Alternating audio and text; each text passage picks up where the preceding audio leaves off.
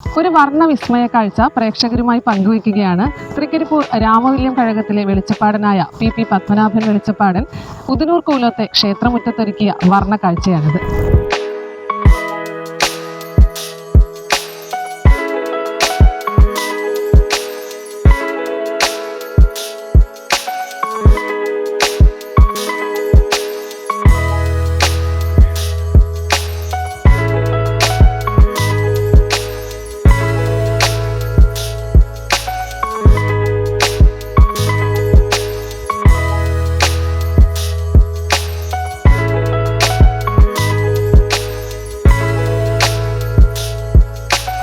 തൃക്കരിപ്പൂർ ഉദനൂർ കൂലം ക്ഷേത്രാങ്കണത്തെ വർണ്ണാഭമാക്കുന്ന ഈ മനോഹര പൂന്തോട്ടത്തിന് പിന്നിൽ പി പത്മനാഭൻ വെളിച്ചപ്പാടിന്റെ കഠിനാധ്വാനവും കൃഷിയോടുള്ള തീവ്രമായ പ്രണയവുമാണ്. ഏകദേശം 1000-ഓളം ചെണ്ടുമല്ലി തൈകളാണ് ഇവിടെ നട്ടുവളർത്തിയിട്ടുള്ളത്. തൈ നടുന്നത് മുതൽ നനയ്ക്കൽ, കളപറിക്കൽ, വളപ്രയോഗം തുടങ്ങിയ പരിപാലന ജോലികളെല്ലാം പത്മനാഭൻ വെളിച്ചപ്പാടൻ ഒറ്റയ്ക്കാണ് നിർവഹിക്കുന്നത്.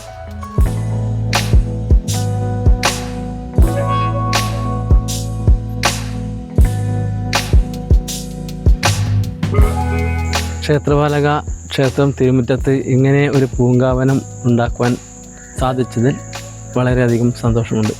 ദേവീദേവന്മാരുടെ കൃപാകടാക്ഷം കൊണ്ടാണ് ഈ വലിയൊരു പൂന്തോട്ടം ഉണ്ടാക്കാൻ സാധിച്ചത്.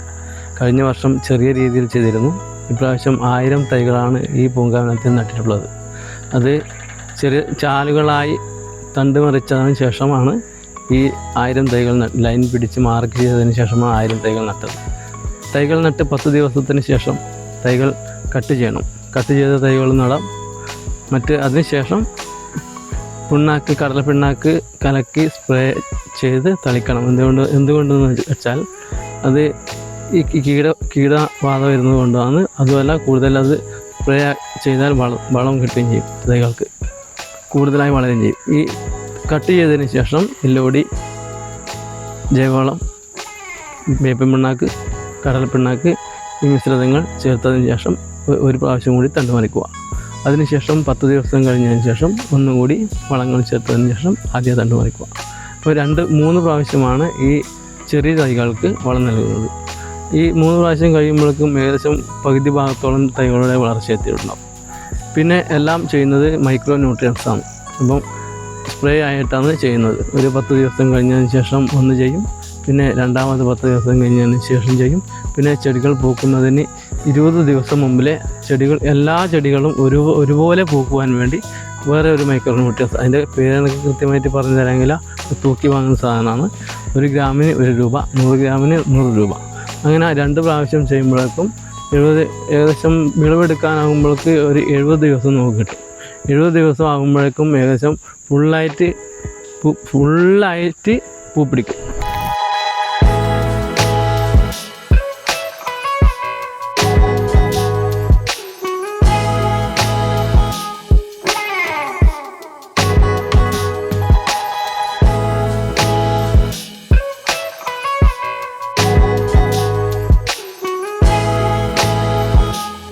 മുൻപും കാർഷിക മേഖലയിൽ കഴിവ് തെളിയിച്ചിട്ടുള്ള ഇദ്ദേഹം കഴിഞ്ഞ വർഷവും ഇതേ സ്ഥലത്ത് ചെണ്ടുമല്ലി കൃഷി ചെയ്ത് ശ്രദ്ധ നേടിയിരുന്നു.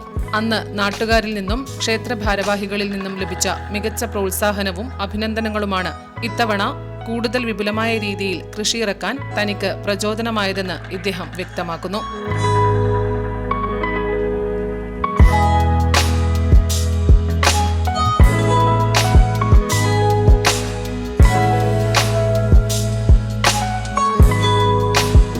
ചെടികൾ നട്ടതിനൊരു പ്രത്യേകതയുണ്ട്. ഇത് സെൻട്രലിൽ നിന്ന് നോക്കിയാൽ 4 ചതുരങ്ങളാണ്.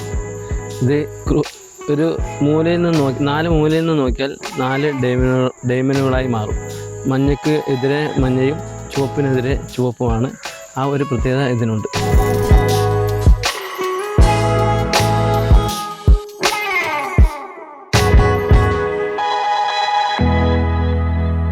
നേരത്തെ തൃക്കരിപ്പൂരിൽ കാരറ്റ് കൃഷി നടത്തി വൻ വിജയം കൊയ്ത ചരിത്രവും ഈ സജീവ കർഷകനുണ്ട്.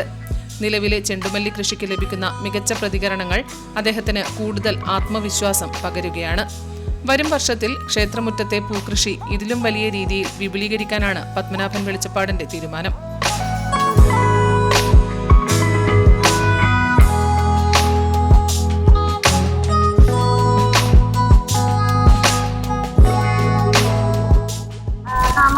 ഓണക്കാലത്ത് ഗ്രൂപ്പ് പ്രവർത്തനങ്ങളിലൂടെ നിരവധി പേരാണ് ചെണ്ടുമല്ലി കൃഷിയിലേക്ക് ഇറങ്ങുന്നത്. എന്നാൽ 1000-ഓളം തൈകൾ ക്ഷേത്രമുറ്റത്ത് നട്ട് വ്യത്യസ്തനാവുകയാണ് പി പത്മനാഭൻ വെളിച്ചപ്പാട്. ക്യാമറമാൻ സുമേഷിനൊപ്പം സുധാ സുരേന്ദ്രൻ, നെറ്റ്വർക്ക് ന്യൂസ്.